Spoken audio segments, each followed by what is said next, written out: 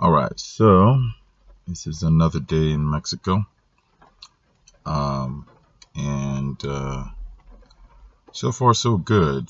Mexico operates very much like Nigeria, so that's comforting in a lot of ways. Feels a little bit familiar, so that's great.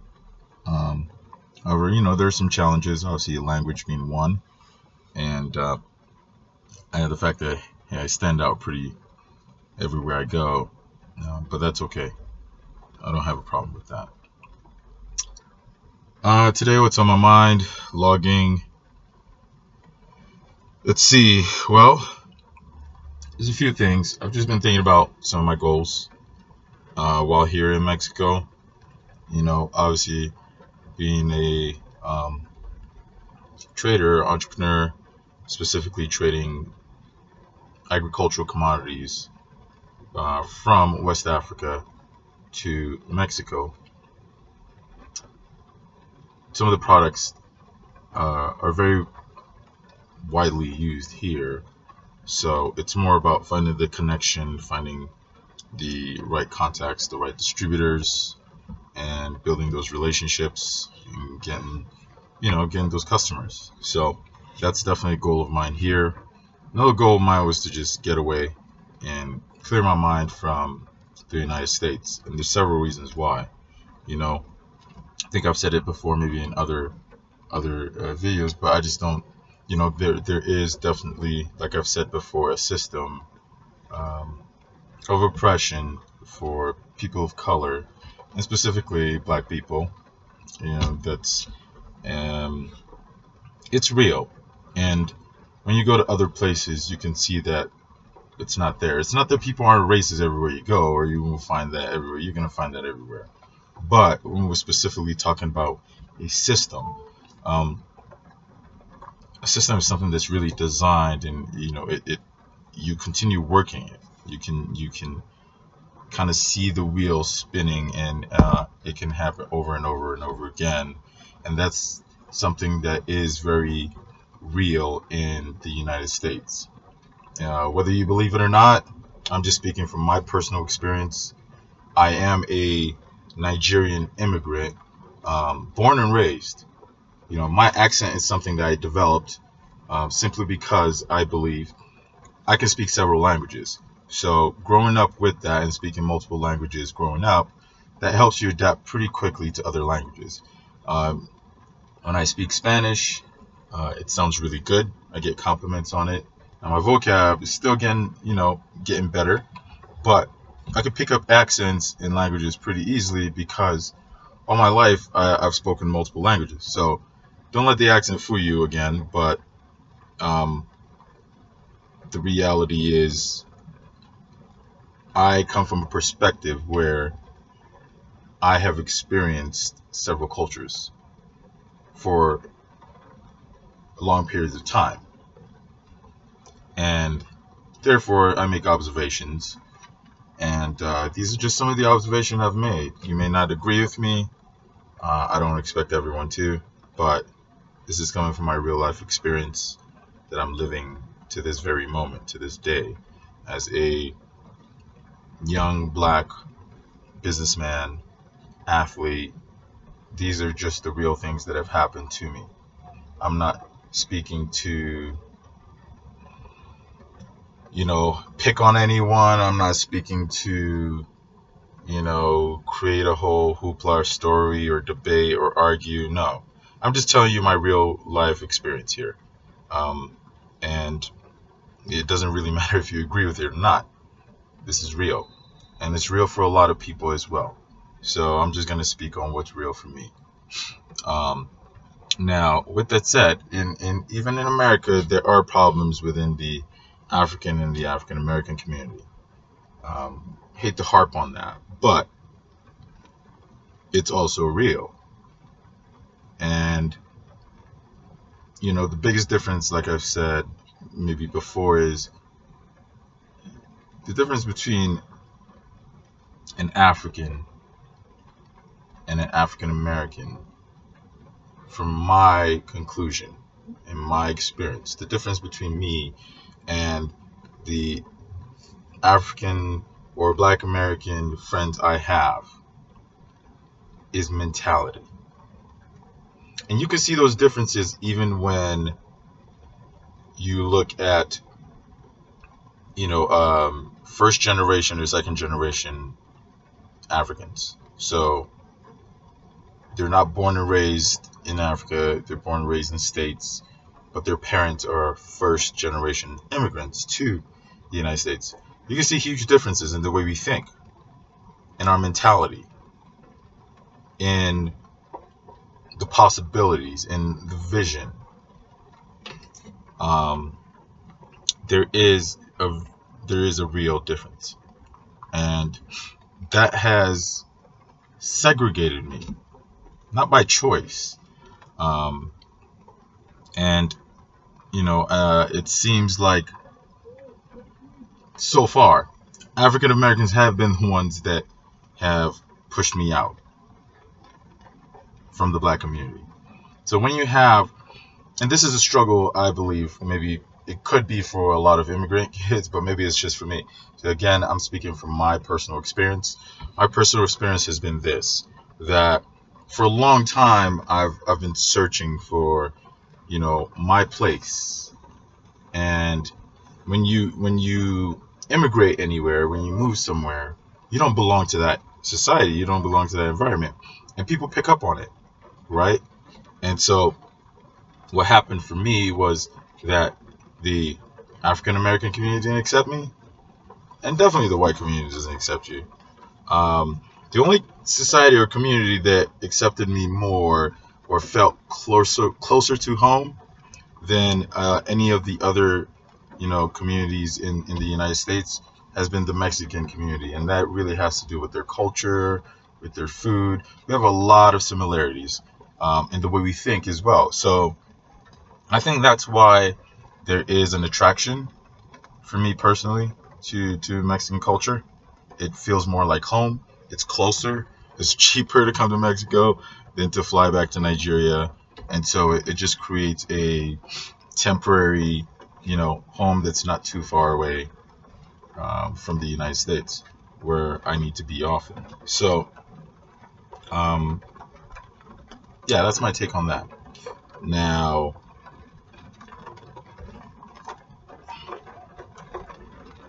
what else can we say about that? It is what it is.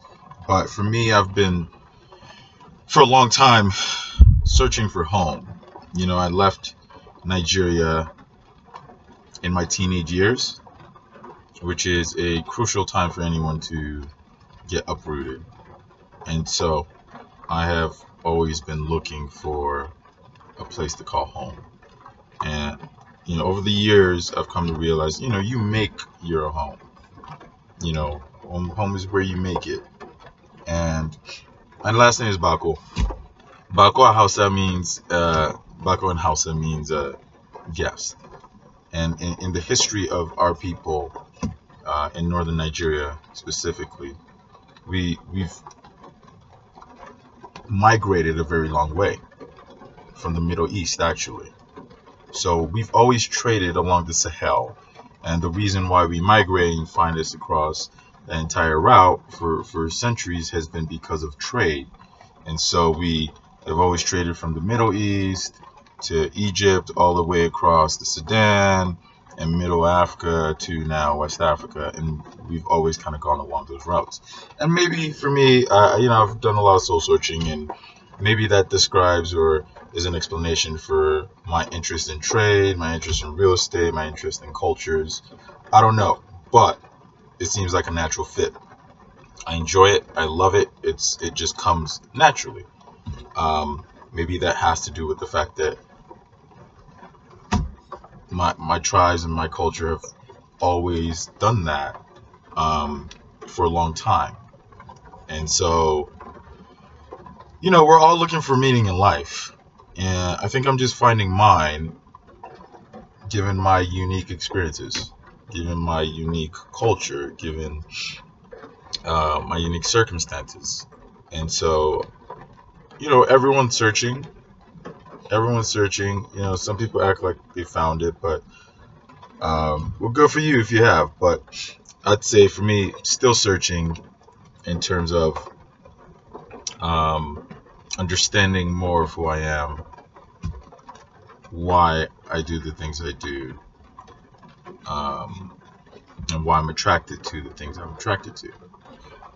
You know, I learned these 5 whys, or these 5 W's, that are extremely important and have changed my life. These 5 W's are something that every human being on earth is searching for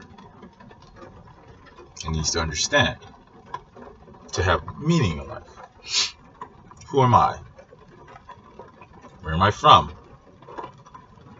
What can I do? Where am I going? And why am I here? And those are very important questions. Those are crucial to every human being. We're all searching, and you know, from doing that and answering those questions for myself, I've come to also apply it to other people in other cultures. Specifically for me, I'm intrigued with the African diaspora, specifically the one in the United States, because that's what's closest to me. So because of that, I realized that maybe there's a few things to explain why, in my opinion, African Americans still feel so lost, regardless of who it is. You know, they can answer all these questions except for maybe one. Where am I from? That is a very important piece to understanding who you are. I've come to feel a sense of understanding, a sense of purpose, and a sense of peace, and understanding more of who I am by looking at my tribe, looking at my culture, looking at our history, where we came from. And that has given me a sense of purpose and peace in understanding and answering some of those other whys. And so I feel like specifically African Americans can answer several questions except for that part. And that is something that, you know, is left to each individual to seek and to find. But the beauty about living today is there are tools and resources to help you find where you're from. And then it's up to you to do more research to understand deeper and read and research about where you're from. You know, despite knowing my tribe and where I'm from all my life, you know, I know my village. Like, I know like the essence of where I'm from. And despite that, I've still taken the time to dig deeper, to understand even further back. And I still am. I'm not, you know, saying I know all of it. No. It's a continuous process. It's a lifelong journey. So I've often said this, but, you know, in my opinion, that's why African Americans feel so lost. And I specifically talk about African Americans because I've lived in America for a long time. And I've really observed and studied this, right? And so the thing is, without an understanding of where you're from, it doesn't complete your 5 whys, right? And so, you know, I seem to now have a passion, not just for, you know, the diaspora, but also for helping who I feel are my brothers and sisters in the diaspora answer that question. You know, you can see it in the things I talk about, in the things I wear. You know, DNA Creative Labs, short of for Dreams and Ambition, Creative Labs is, you know, a multicultural millennial marketing company. There's a reason it's specifically that. So, for me, I've come to, from my experiences, my personal life experiences have shaped the things I wear, the things I work on, you know, and that's what gives me a sense of purpose in life. It's just that these are the experiences I've had. My parents don't have the same experiences I have. My friends don't have the same experiences I have, the background I have. Each person has their own unique background and experiences. And it's up to you to do the work and do the research and invest the time if it's really that important to you. Then you'll put in that work, you'll put in that time. And it's not easy. It's not easy. You know, it's hard. So, you know, this is another day in Mexico for me. And, you know, continuing on this journey, dreams and ambition, something I've always preached. With the pillars I preach in dreams and ambition are passion, purpose, and persistence. Discipline, dedication, and discernment. Those are the tools that I feel are working for me, and those are the principles that I'm sticking to in my journey. And like I said, it's just not it's not easy. It's not easy, but you know, not everything in life should be easy or comes easy. Another thing that I want to touch on is my beliefs in terms of Black America. Now, you know, I've gotten cussed out for this multiple times, but it's all good. You know, truth is truth. You know, I don't have all truth. I don't have all answers. Again, these are my personal opinions based on my personal experiences, personal observations. Some things are factual. And so I try to stick to those facts. And if we can do that, then it helps. So, facts are, if you're a Black person in America, you're a slave. Facts. What do I mean by that? Not a slave in the sense of you're in chains, you're in the cotton fields, you know, that kind of thing. We're in 2018, right? And regardless of, I mean, it doesn't take a rocket scientist to see that Black Americans are unhappy, very unhappy. Black Americans are still getting killed. Black Americans still are considered the bottom of the food chain, not respected. So Black people, to me, in America, being Black in America means you're a slave. And I've lived in America for a long time as a Black man. And again, these are based on my experiences. I don't have these conversations or stopped having these conversations, even with Black Americans. You know, definitely, you know, my Asian friends, my Caucasian friends, my Hispanic friends, and my African American friends. You know, being a slave in every day in your country it affects you mentally, emotionally, spiritually. I mean, it affects everything about you. And it can also create illness. It can create sickness. Your inability to understand what it means to be free, to be in chains, to be in shackles. The number one problem for African Americans is mental slavery. You know, it's mental slavery. That's the number one, in my opinion. And why do I say that? I say that because, again, I was born and raised in Nigeria. So I wasn't born a slave. I was raised in a society where we're not slaves. And so coming from a society like that to a society where all Black people are slaves, I already know what it means not to be a slave. You already have an understanding of real freedom. When you have a better understanding or a real understanding of real freedom, then you can recognize when you're enslaved, right? Most black Americans don't understand that they're still slaves. It doesn't matter the dollar amount you have. It's not the dollar amount that determines if you're not a slave.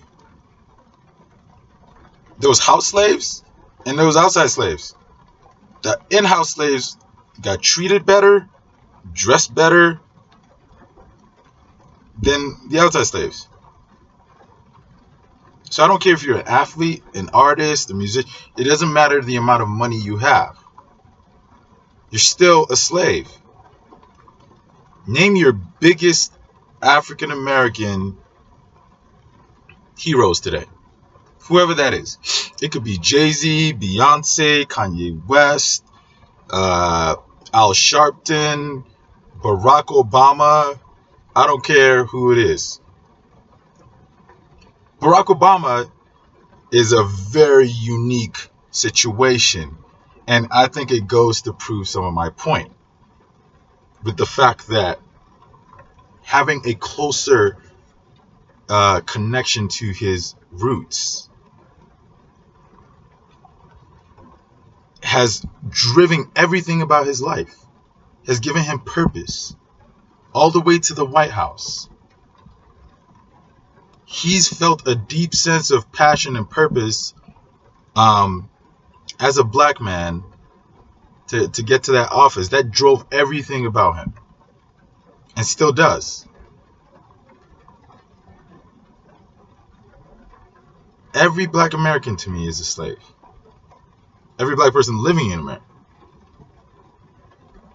Because you always walk on eggshells. When I get pulled over, that could be life or death. Where's the freedom in that?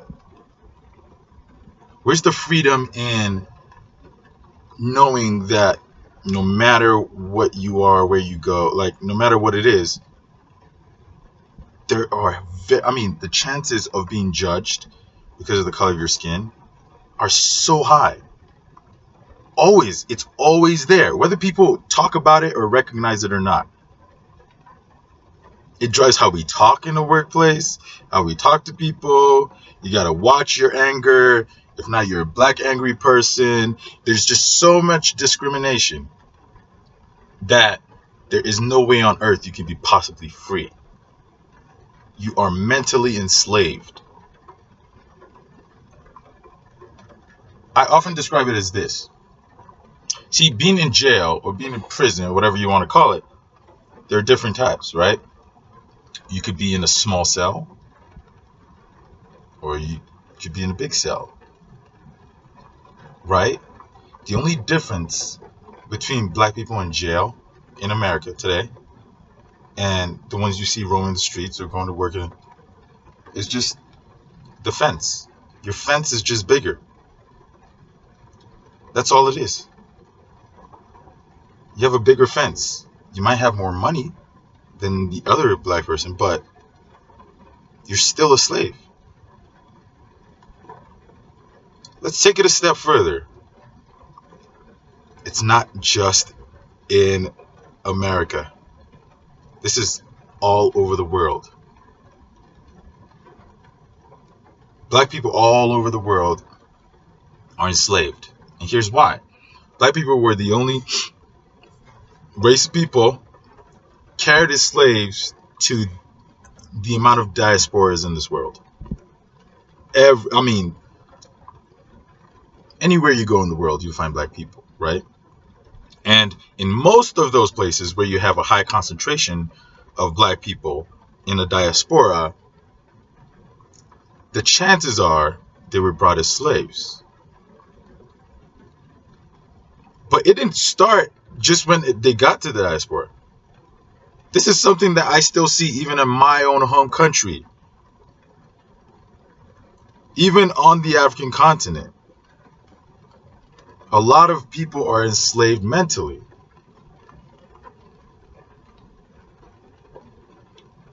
The difference between being in America and being enslaved mentally and being in Africa and being enslaved mentally, they're still unique and very different. And I often focus and emphasize on Black Americans and African Americans because, you know, I'm there more often. And they have more barriers to getting out of that mental slavery. But we'll touch on all of them. You know, I'm not opposed to discussing the mental slavery in our own continent as well, specifically in Nigeria. You know, most people are just mentally enslaved. You know, we can't see the fact that we are God's nation.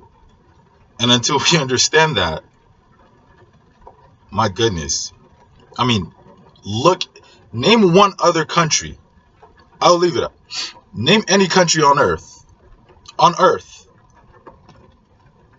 blessed with as many natural resources as the Federal Republic of Nigeria. I'll wait. There is none. We're not only blessed with natural resources, we're blessed with people, human resources.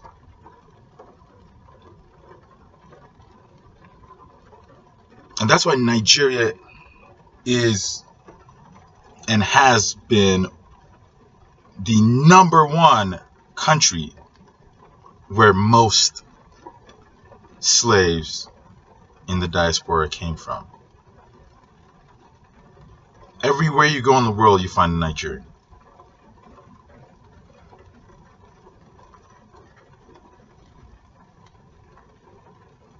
And when I say Nigeria, you know, those are you know, just, I guess, colonial boundaries.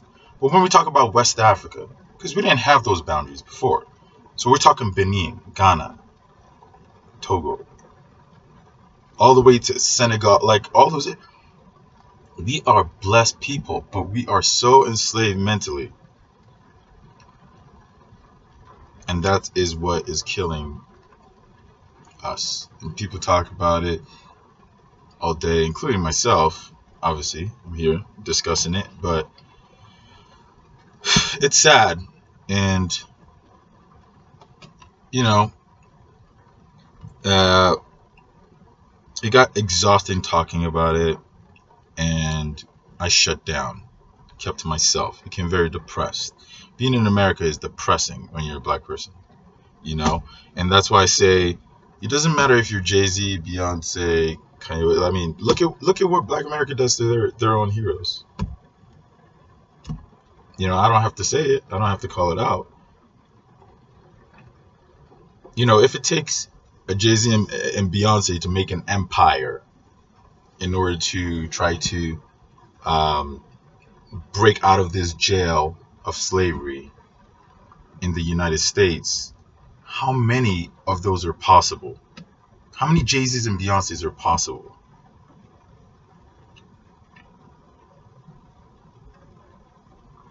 And even then, I still beg to argue that, again, whether you name them, Diddy, any African American star or hero, or LeBron James, I don't care who it is. If they don't know where they come from, my opinion is that they are still slaves.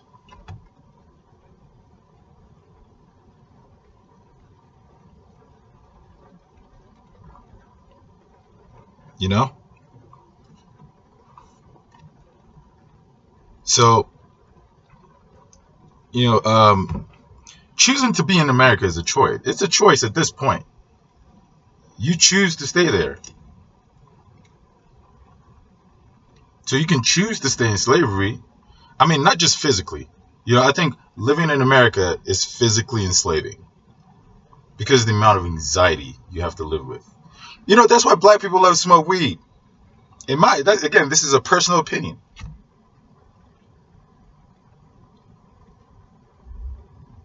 Because people are looking for things to cope with. I believe that's part of why black people in America are great athletes.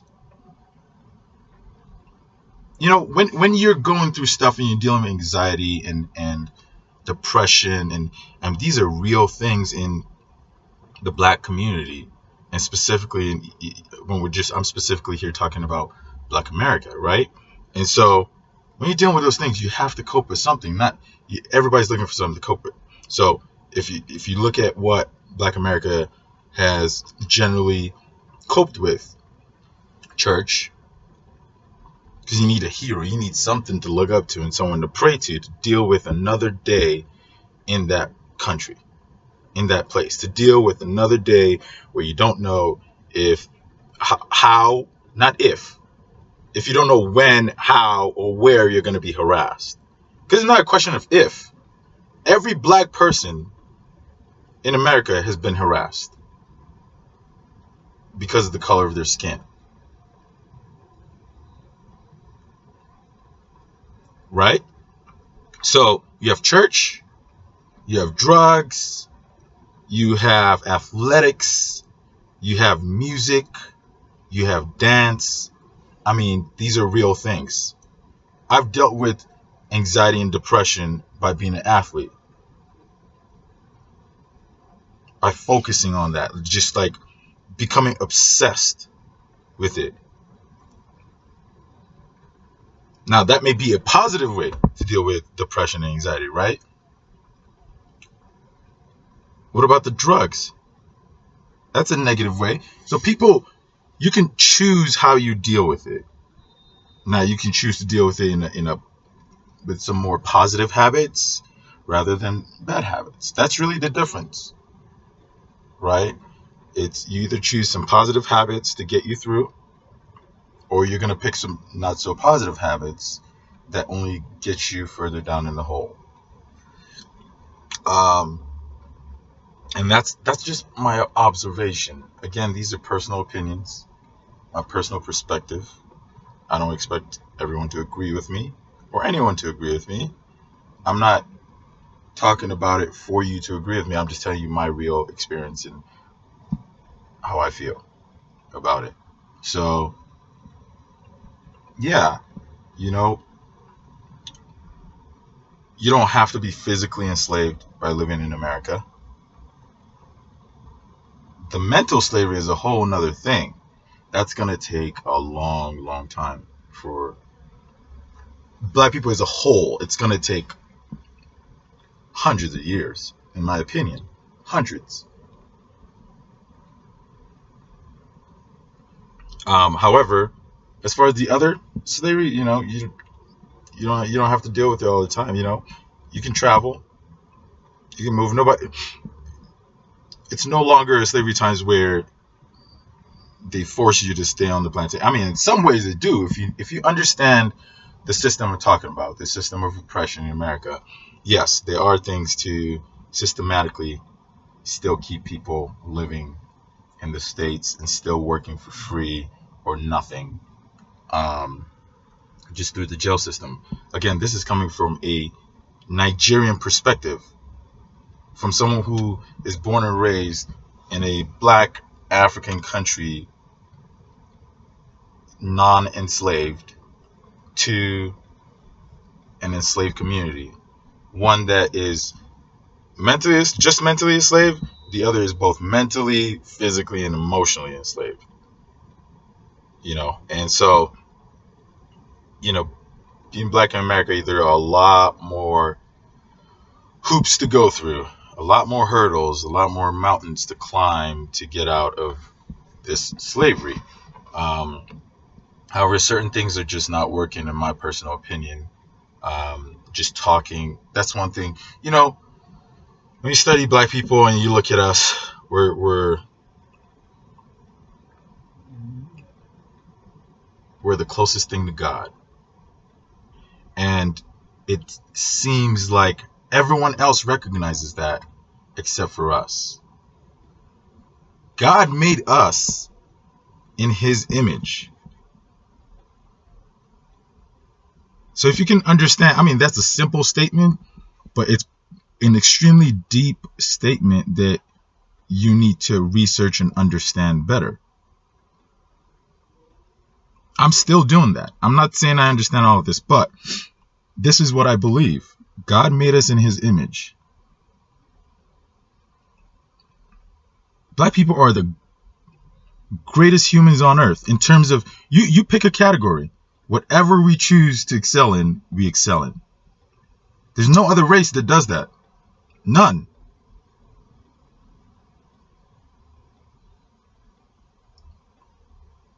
And that's part of why we are also the most hated.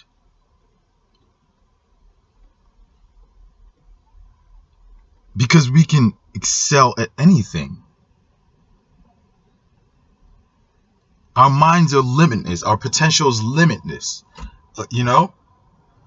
And so, there's so much. If you look at how much money and how much work is done just to enslave.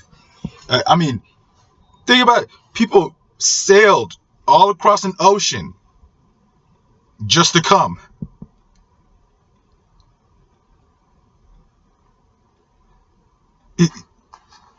So, I mean, honestly, I hope this just, again, I'm just letting out my thoughts. And it's crazy because I've always wanted to do this.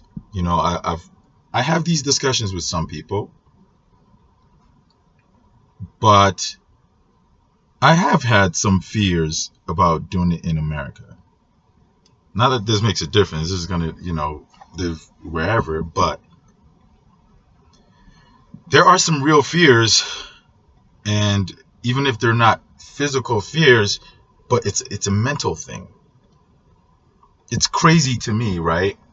The difference I feel living in the States, or the moment I land in America, in the United States, the difference I feel mentally, the observations I need to make, how cautious I need to be, the things I need to say. I don't feel liberated. I don't feel free to talk, to express myself. And it's I mean, for me personally, it's affected me in several ways, right? Again, I talked about the physical, mental, and emotional slavery, right? So physically, yes, I feel enslaved being in America. Emotionally, definitely. You know, the anxiety is there. Oh my goodness.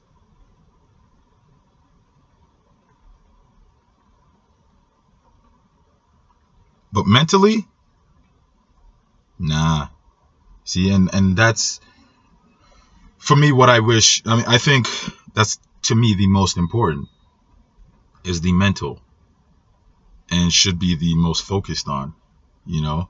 And if you think about the perception of counseling, and counseling is nothing but talking. So, I mean, fellowship and counseling could just, but it has to be in a healthy way, right? And it has to kind of, counseling, you know, finding a shrink or whatever, is just someone who's more of an expert at listening to you, better than, you know, your friends or your whoever else that you talk to. But those are things that can help with your mental enslavement if you talk to the right person. But the mental, to me, is the biggest, and that's been the one that I have fought for. I almost lost it living in America. You know, the things you have to go through as a black person, as a black man, the way it's done. And by the grace of God, I feel, you know, like I said, I feel a sense of purpose in terms of everything I've gone through and why I had to go through it. And seeing things from just a different perspective, seeing things from all these perspectives I'm talking about. The mental is where is the biggest. Because once you grab them mentally, everything else is easier. The emotional, the physical, that's done. You know? But our mental slavery is the biggest problem for black people all around the world, not just in America. America also has the physical and the emotional slavery attached to it. But mentally, I encourage every black person to free themselves mentally. That is the most important thing you can do for yourself. Free yourself mentally. What does that mean? It means you're going to be very pissed off because the realities of things and the realities of certain truths are extremely hurtful and painful, and it's a process. Pain is a process.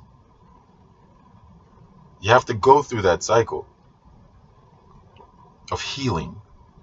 When you get injured in whatever sport, it's a process. You feel the pain, and then sometimes the pain will go away, but it could still come back. And there are scars. And scars to remind you, but pain is a process. And until you get to a point where you're ready to go through that pain and process it, then you're never really going to be free. I think that's the fear for a lot of people. The fear is going through the pain. It's easy not having to go through the pain. Like, why would you put yourself through intentional pain? But again, what's the price of freedom? What's the price of freedom? Is it worth it? If it's worth it, then it doesn't matter the amount of pain.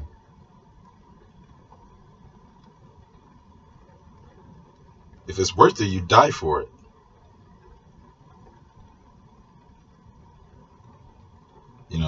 The greatest black leaders in general, but hey, I'm speaking to black people. So the greatest black leaders that have ever lived, including Jesus. I mean, you look at great leaders and great people. The number one of the great features they had is their mental freedom. Muhammad Ali to me is a great example of a African American who realized his mental freedom was greater than any physical or emotional slavery. You look at Nelson Mandela.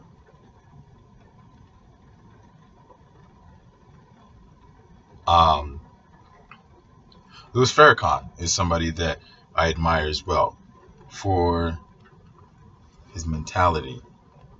Not all of it. Hey, every leader, good and bad, the ones we recognize as bad leaders or portrayed as bad leaders as well, they still have good traits. Every human being has good and bad traits. So regardless of how bad a person is, there's still some great qualities they have. It's up to you to, decipher those and pick, which are those. But there have been some great leaders who have tried to preach the mental freedom and the freedom of black people in general. And you look at anybody who fights for the freedom of black people, they've all been killed. All of them. Including Jesus. Right? All of them.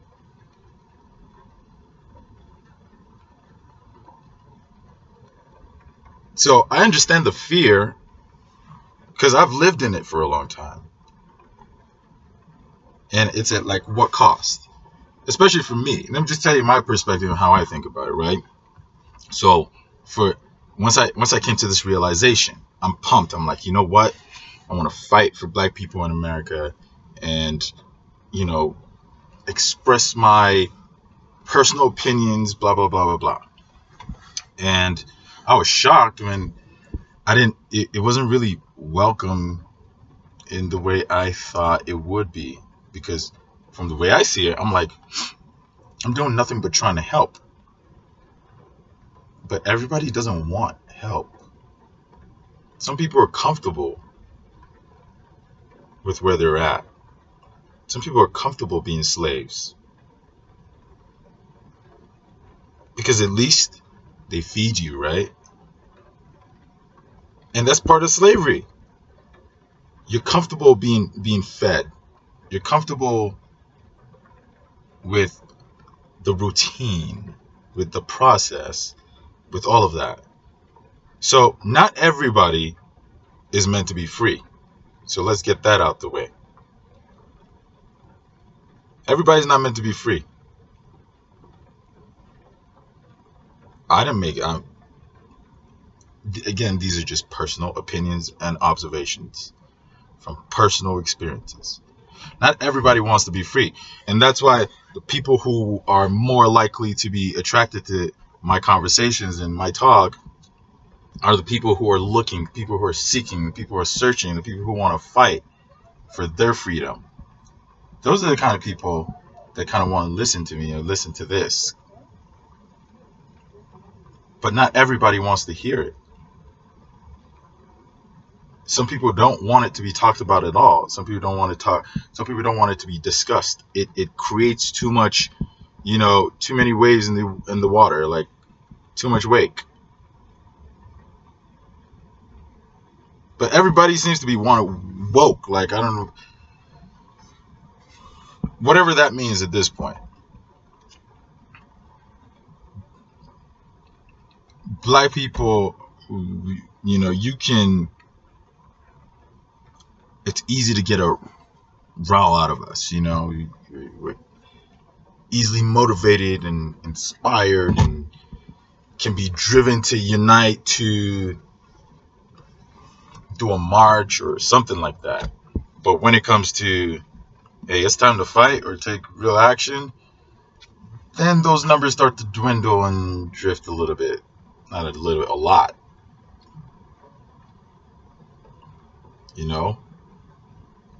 We can, marketing is our forte. You can drive and do everything and get people together to, hey, let's go vote and make great campaigns and all that. And then come voting day, shoot, how many people show up? And that's the difference. Like, how many people actually show up? It seems like we're okay doing the easy part until the difficulty comes, because the fear has been instilled in so many black people, most of us, through death. So many of us have been killed. Like, we've been murdered and killed for so long. And death is a fear of almost every human being. But when you can see it all the time, and it's ingrained in your head that it's okay for our people to just die and be killed, then the value of life is not there anymore. There is no the understanding of the depth of the value of the life you have, of understanding that you are made in God's image, loses value. And therefore, when you lose value for something, you don't appreciate it as much. And so, because black people are publicly, the only documented, in terms of length of history, in terms of the length historically of the number of black people that are killed publicly, is so great compared to any other race that, yes, it is ingrained in us a devaluation for our own lives, not just from us, but from everyone else, and has instilled a fear from anyone speaking up. See, when you instill that kind of fear, when they kill somebody, one of your people or your friends or whoever, in front of you for speaking up publicly, worldwide, on a global platform, what it's supposed to do, that's called mental slavery. That's a strategy. is a strategy of mental enslavement, where what that does is everyone else sees that. Oh shit. Maybe I shouldn't say nothing. If not, they're going to kill me too. Right? And so that's really where we're at. That's just, again, my personal opinion on these things. And, you know, it is what it is. We're all going to die. You know, but I know that I have fought and still fight for my mental freedom. I was born mentally free, physically free, emotionally free. And, you know, as you go through life, experiences shape all of who you become. But I know that I am not of America in terms of Black America. I am not, when I say not of, meaning, you know, that's not my home. That's not where I'm born. That's not where I was raised. And therefore, I can't call that home. And, you know, I think that has allowed me to really fight even harder for my mental freedom. Because, wait, you trying to make me a slave? Nah. I might have the accent. I might have the skin tone. But up here, no, you're talking about a tribe that has existed for hundreds of years. I know where I'm from. I know I'm not a slave. So you can't make me one. And that's the thing. It's and yeah, it's somewhat of a choice. You know, you got to choose. What do you want? Hey, it's not for everybody. Like I said earlier, if you're okay and comfortable, then this is not for you. But if it's for you, if you're the person, and likely so, someone who's just searching and has felt this sense of, I need to be free, and you know, then it's for you.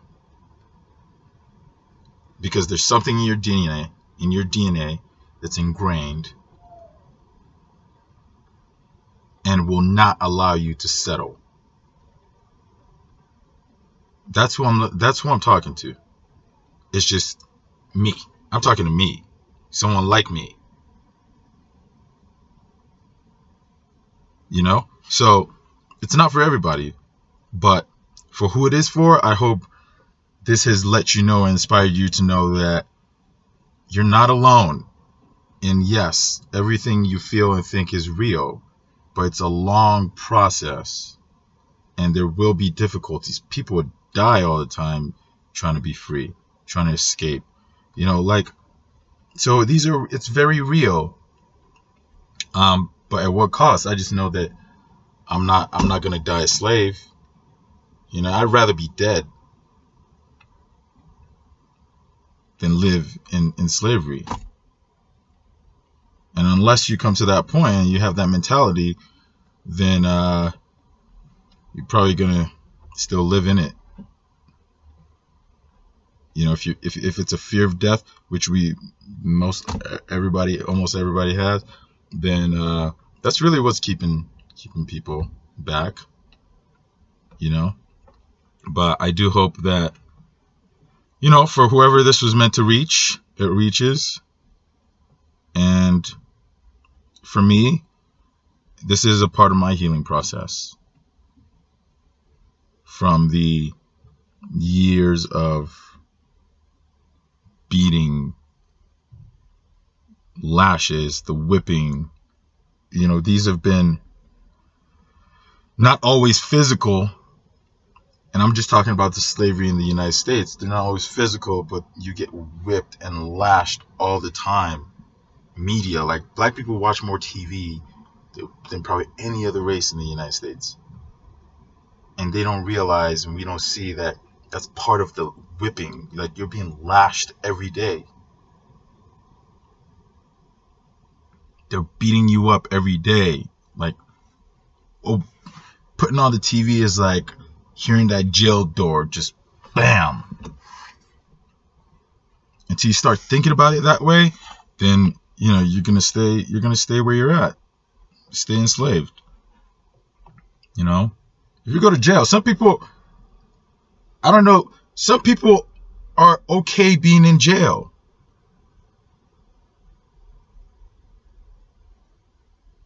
Because they get health benefits, food benefits, a bed, things that they have to work for if they were slaves.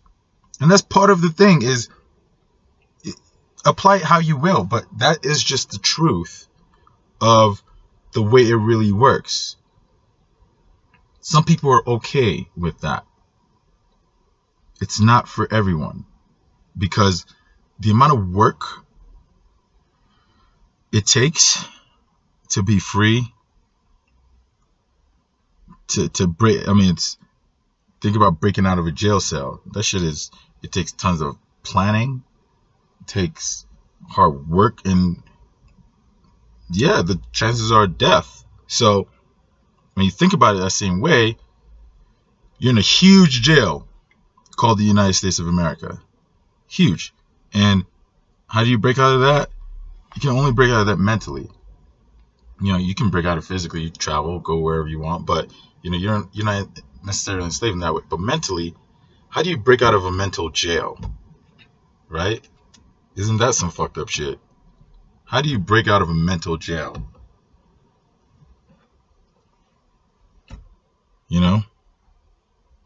I don't know, but I just know that I was born outside of it. And so I know what's on the other side of the fence. And I know that my life is worth risking to get back out. Which I feel happy to say I feel like I am.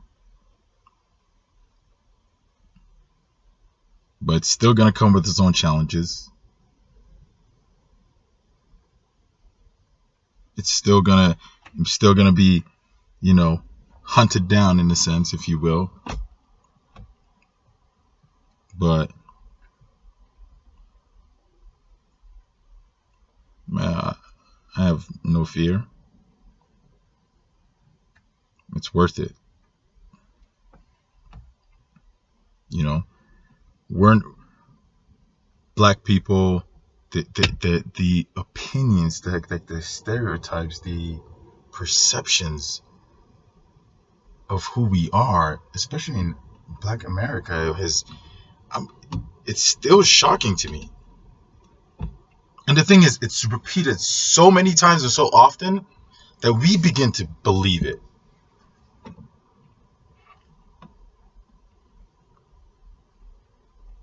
Yeah, we're the best at every motherfucking thing we do, wherever we go.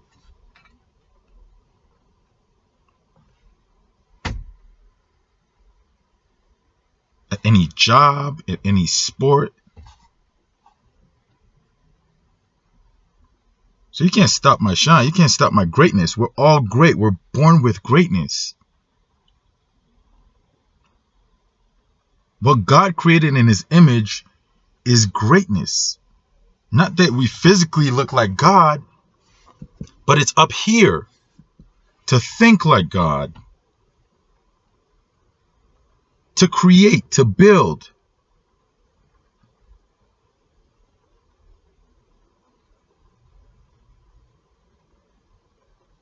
Anyways, that's that for now. Went off on a lot of different tangents, but it is what it is. And that's just how much I've been hoping to let it out and speak. And so I'm happy I did that. And my name is Shalom. And you can reach me, email me. I'll put all the info somewhere. Follow me. I'll hopefully do more of these videos and speak my mind more, and talk about not just my experiences, but also my background, because it is different. I get treated just like any other black person in America, and that's why I understand and can empathize with what Black America goes through. So I'll put all the info. Hit me up, tell me your opinions, give me your feedback, any questions I may be able to answer. I'd be happy to. And again, my goal here is just to help. You know, it's not to pick apart. It's really to unite. It's really to help. But help someone who wants to be helped. I'm not trying to help everybody. I don't really give a shit. I want to help whoever wants to be helped. And that will show through the work. You know? And so, yeah. Shalom. I'm out.